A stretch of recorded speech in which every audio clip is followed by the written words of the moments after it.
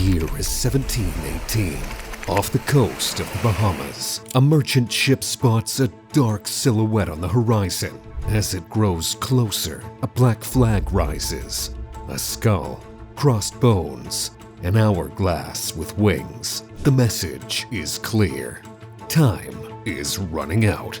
The crew has seconds to decide. Resist and risk slaughter, or surrender everything. No Jack Sparrow, no cursed gold. This is the true story. Grimmer, bloodier, and stranger of the real Pirates of the Caribbean. The Caribbean was the beating heart of an empire. Spanish galleons hauled silver mined by enslaved labor in South America. English, French, and Dutch merchants ferried sugar, rum, tobacco, and human lives across the Atlantic. Where riches flowed, so did violence. By the mid-1600s, the region had become a powder keg. Out of this chaos rode a new breed of outlaw, the pirate. But forget Hollywood's drunken rogues. These were desperate men, forged in brutality. Most had once been Navy sailors or merchant crewmen, beaten, whipped, and often unpaid. To them, piracy wasn't just crime, it was rebellion. On a pirate ship, they could vote for their captain, share spoils equally, and for the first time, feel free. Yet freedom at sea was fleeting. The average pirate's career lasted less than 2 years before death by cannon, blade, or noose. And none embodied that fragile, terrifying freedom more than a man named Blackbeard. Edward Teach, known to the world as Blackbeard, was the Caribbean's most infamous terror. Standing nearly 6.5 feet tall, with a thick, wild beard and cold black eyes, he understood a secret truth. Fear was more powerful than firepower. Before battle, he tied slow-burning fuses under his hat and in his beard. When lit, they spewed sparks and smoke, turning him into a walking demon cloaked in fire. To many sailors, it was as if hell itself had risen onto the deck. Here's the twist. Despite his hellish image, Blackbeard killed rarely. He preferred intimidation. Ships often surrendered at the mere sight of his flag, sparing him the cost of battle. In 1718, he blockaded Charleston, South Carolina, holding the city hostage until his only demand was met. Medicine. No treasure, no ransom, just supplies. The city complied. Not a single shot was fired. But no pirate, no matter how feared, could outrun betrayal forever. That same year, Virginia's governor had had enough. He dispatched Lieutenant Robert Maynard, who lured Blackbeard into shallow waters. The battle was brutal. Muskets thundered, swords clashed, men screamed. Blackbeard was shot 5 times, stabbed more than 20, and still kept fighting. Witnesses swore he moved as if immortal. Finally, he fell.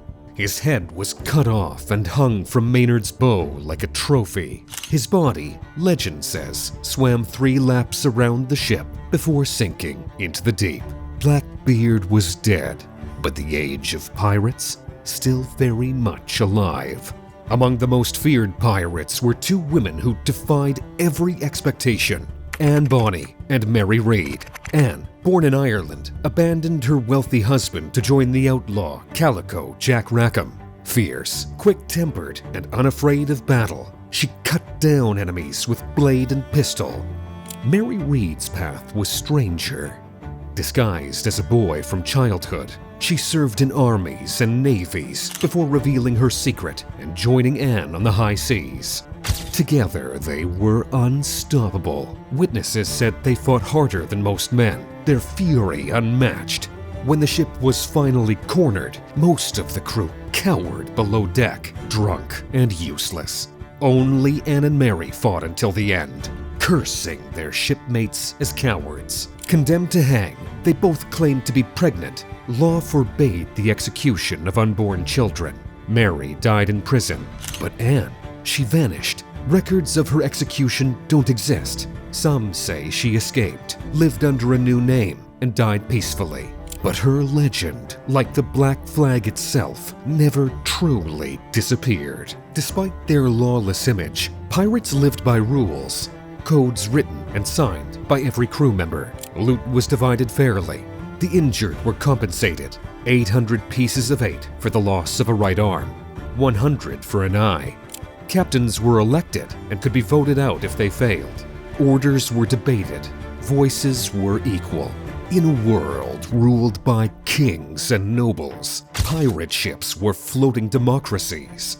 Brutal, violent, but shockingly ahead of their time. Some historians argue these floating experiments in equality planted seeds that would later echo in revolutions on land. Yet piracy's equality had limits. Enslaved Africans were sometimes freed to join pirate crews, but others remained chained, forced to labor. For some, piracy offered a path out of bondage. For many more, it was just another set of masters. For a brief moment, Nassau in the Bahamas became the capital of piracy, the so-called Republic of Pirates. Here, ships refitted, plunder was divided, and captains from across the seas gathered in raucous taverns. It was a wild, lawless utopia, ruled not by governors, but by fear and reputation.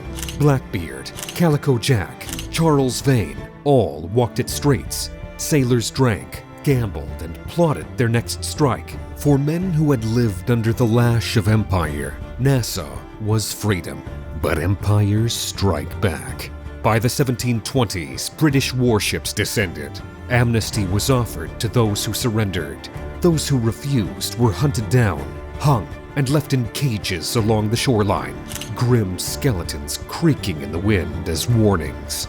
The Golden Age of Piracy was burning out. Former pirates turned against their own. Men like Woodes Rogers, once a privateer, became governors and hunted their old comrades.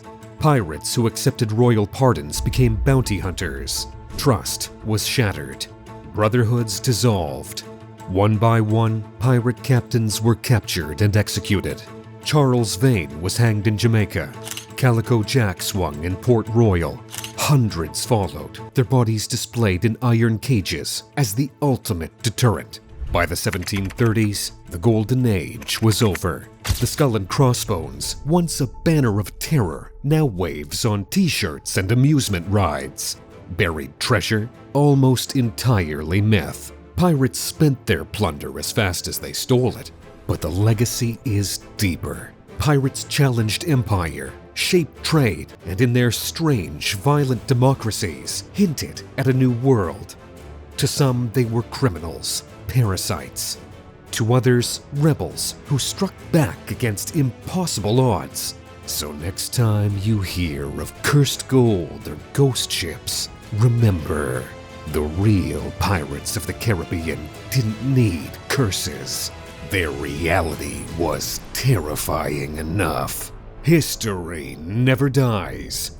It just echoes.